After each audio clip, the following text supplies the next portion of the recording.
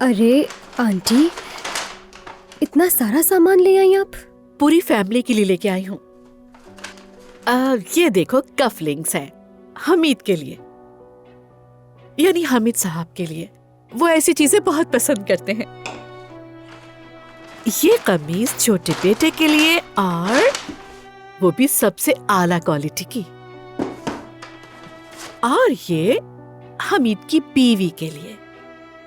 हालांकि उसे ऐसी चीजों की कुछ खास समझ नहीं आती। अम्मी, इन सब चीजों के लिए आपके पास पैसे कहाँ से आए? एक जानने वाले से कर्ज लिया है, वरना तुम्हारी हालत तो सबके सामने है। लेकिन किस लिए?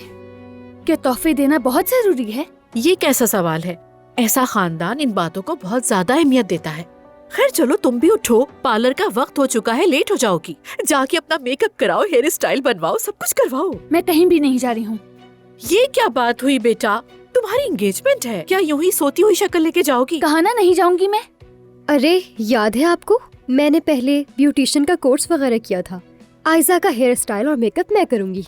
अरे ये बात मुझे नहीं पता। काश के ब्यूटी पार्लर इसके लिए भी बेहतर होता, लेकिन कहा ना नहीं जाना चाहती। आप यहीं रुके, मैं बात कर लूंगी। मैं समझाती हूँ उसे, वो बात मान लेगी।